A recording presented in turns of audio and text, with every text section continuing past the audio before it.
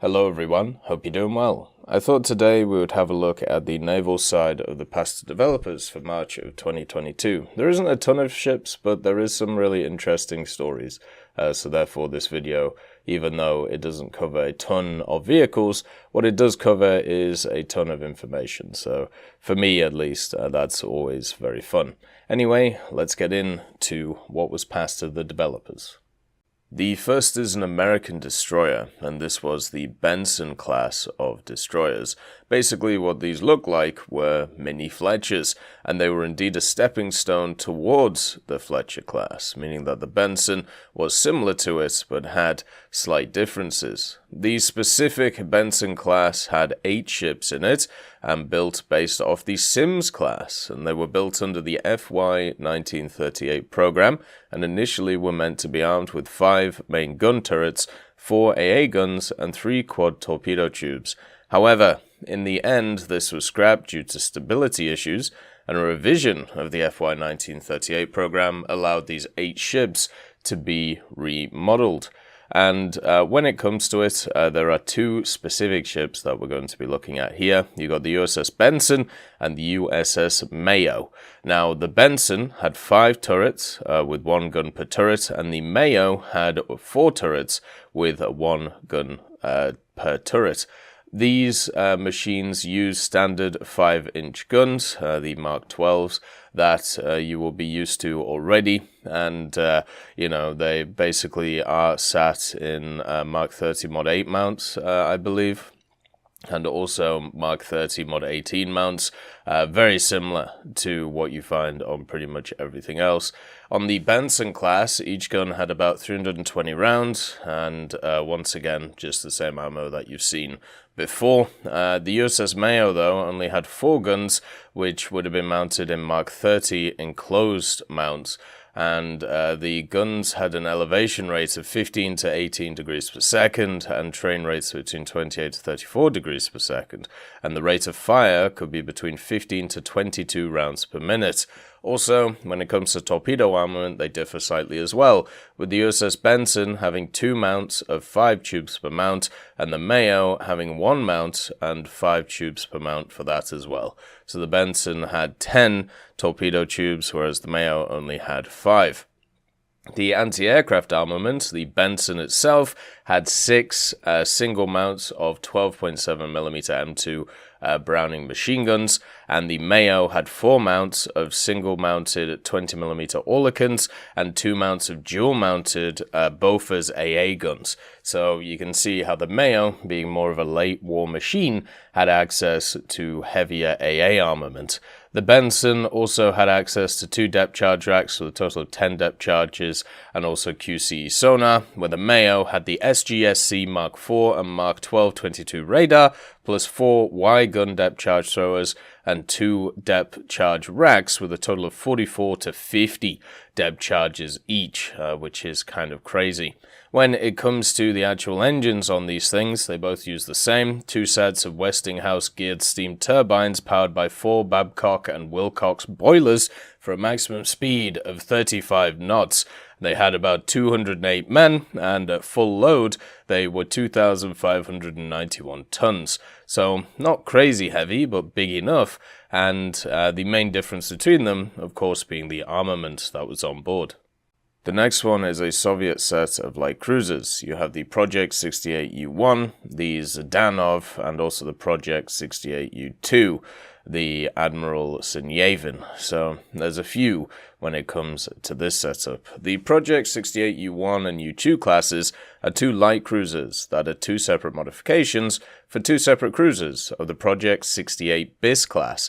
In the early 1970s, it was decided to modernize 2 of the Project 68 BIS class cruisers into command vehicles, or vessels. The 2 vessels being the Zhdanov, which was laid down in 1950, launched the same year and commissioned in 1952, and the Admiral Sinyavin, which was laid down in 1951, launched in 1952, and commissioned in 1954. Both would receive different modifications, with the Zhdanov receiving the Project 68U-1 Bukhtar 1 modernization, and the Admiral Syniavin receiving the Project 68 U-2 Bukta II modernization. Their conversions saw them see their main armament reduced, with Zhdanov having her super-firing rear turret removed, and Admiral Syniavin would see both of her rear turrets removed, and in exchange, they both also saw the installation of 2 twin 30mm gun turrets, with the former getting 4 and the latter receiving 8. Additionally, both vessels saw the installation of a twin-armed SAM launcher on their rears. As Admiral Syniavin lost both rear turrets, she saw the installation of a helipad and also a hangar. This feature was not present on the Zhdanov. Following their conversion, they would retain their flagship configuration, and both would stay in service until the latter half of the 1980s, and both vessels would find themselves scrapped after the Cold War in 1991 and 1992 respectively. So basically what you have here, at least in terms of the game, are refits which would make these a little bit less combat effective compared to before. It's kind of interesting machines, and also more like cruisers for the Soviets. I'm sure there were slightly different changes as well, but overall, this would be kind of interesting. And for the Japanese, we have the Takao class heavy cruiser, the Chōkai from 1941. This has a bunch of information on it, at least regarding its history, but it has pretty much a similar history to a lot of Japanese machines when it comes to World War II. The Takao class was an improved version of the Myoko class, and was distinguished by a massive protected bridge, which would have been appropriate for a battleship. The warships of this class were the largest cruisers in the combined fleet and were the culmination of the design people established by Hiraga with the experimental light cruiser, the IJN Yubari. The design was developed by Taisa Fujimoto, who had succeeded Sosho Hiraga as head of the basic design section of the Navy Technical Department. Torpedoes launchers were placed at the upper deck level in rotating mounts to hopefully prevent loss of the ship in the event of a hit in the torpedo room. The resulting explosion would be directed upward and outward instead of downward into the hull. Unlike the preceding class, the Takao class had an upright second funnel, which made them easy to identify. The main guns could be elevated to 70 degrees, making them useful against aircraft, and due to the Japanese practice of trying to do too much with limited displacement, the cruisers of this class were very top-heavy. The IJN Chōkai was laid down at Mitsubishi Shipyard on the 26th of March 1928. The cruiser was named after Mount Chōkai, located in the Tohoku region, launched on the 5th of April 1931. In wartime configuration, the IJN Chōkai was 203.8 meters long and had a beam of 90 meters. The IJN Chōkai had a mean average draft of 6.57 meters and a standard displacement of 11,350 tons. Full war load was 15,205 tons.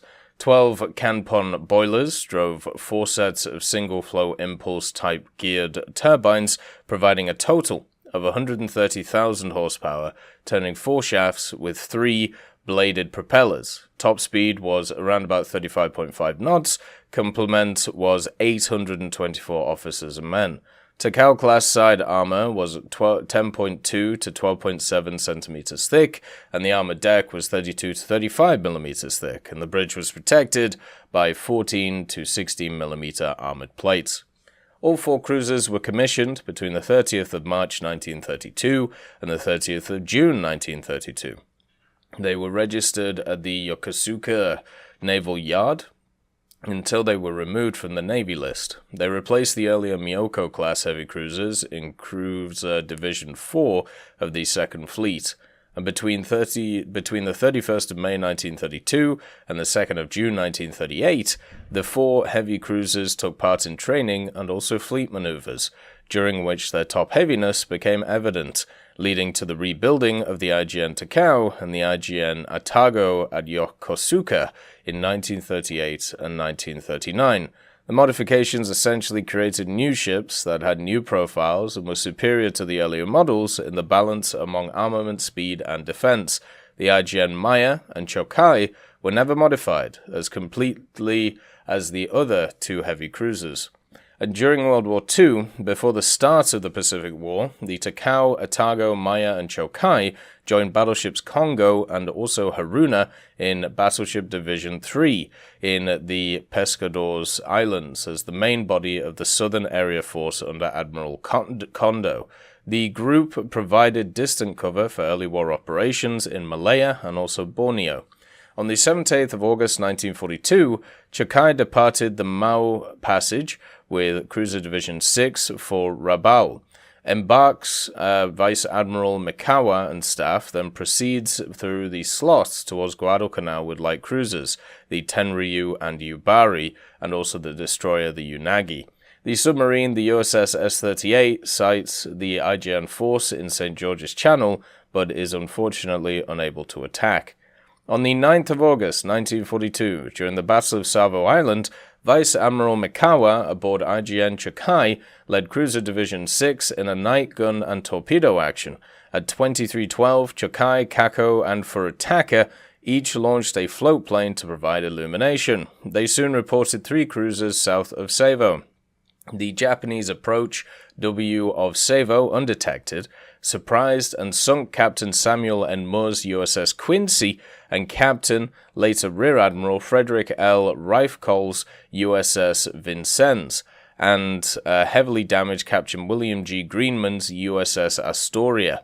Captain Frank E. Getting's cruiser, the HMAS Canberra, Captain Howard D. Bode's USS Chicago, and USS Ralph Talbot, and USS Patterson. The IJN Chōkai took several hits from USS Quincy and Astoria that knocked out her number 1 turret and killed 34 crewmen. On the 10th of August 1942 at dawn, the Chōkai returned to Rabaul, where Vice Admiral Mikawa's flag was returned ashore. She was repaired by the 8th Submarine Base Unit until the 17th of August, and the forward turret is partially restored so that only its starboard gun becomes usable. On the 14th of November 1942, from 1:30 to 2, Maya and Suzuya bombarded Henderson Field with 989 203mm shells, then retired toward Shortland. Around 8:30, Captain George E. Dooley's flight of 6 Marine Grumman TBF Avenger torpedo bombers from VMSB 131 at Guadalcanal attacked an IJN Chōkai. She evaded all torpedoes, receiving no damage. After 10:30, Chōkai is attacked by 5 Douglas SBD-3 Dauntless dive bombers from the USS Enterprise, VB-10, led by Lieutenant Commander James A. Thomas, Ensign Edwin J. Stevens, and Ensign Jefferson H. Caron scored 2 near misses of Chōkai's starboard side. The concussion floods some compartments and 2 boiler rooms were temporarily disabled, but the cruiser is still capable of 29 knots. Arriving at Shortland at the same day, 1 sailor was wounded. On the 22nd of October 1944, the 4 Takao-class heavy cruisers steamed through the Palawan Passage at the start of the Battle of Leyte Gulf. At 6:33, Commander, later Captain, David McClintock's USS Data sinks Vice Admiral Kurata's flagship, the Otago, and damages the Takao. Kurita and his staff are picked up by Commander Mifune Toshiro's destroyer, the Kishinami, and then Vice Admiral Yugaki assumes temporary command of the mobile force. Meanwhile, at 6:55, Commander Bladen Claggett's USS Dace torpedoes the Maya. She sinks at 7:05, and at 16:20, Kurita transfers to the Yamato and resumes command. Chōkai is undamaged, center force is attacked by McClintock's Data, and then Chōkai is the sole undamaged unit of Cruiser Division 4. Vice Admiral Kurita reassigns her to Cruiser Division 5. On the 25th of October, during the Battle of Samar, when the Japanese center forces engaged light cruisers commanded by Rear Admiral Clifton Sprague, IJN Chōkai was heavily damaged by hits from bombs-loaded TBM-1's aircraft from the light carrier USS Kitcon Bay. The IJN Chōkai was so badly damaged that she had to be scuttled by torpedo fire by the destroyer of the Fujinami. On the 20th of December 1944, the heavy cruiser, the IJN Chōkai, was removed from the Navy list. So that gives you an idea of what happened to the machine. When it comes to its weapons, it had 5 dual-mounted 203mm, 4 single-mounted 120s, 2 dual-mounted 25s, and 2 dual-mounted 13s, with 4 dual-mounted sets of torpedo tubes. So that gives you two sets of... there's 4 sets of torpedo tubes, it seems, but they are quad-mounted instead of dual-mounted, just to give you a general idea. But a lot of crazy stuff when it comes to these machines. A ton of interesting things and a nice little history lesson. I'd just like to thank Merciless Reaper, Jerry Provolt, Mega Dino King, Professor X1718, Orange Tail, Sakoshi Tiger, Teddy, John Ryman, Universe, Eugens Terry, Ambrosius McClellan, Daniel Stanton, Martinez, Moxie, B. Young, and Derek R., Barine, Lafouche, and Samuel Slick for supporting the channel.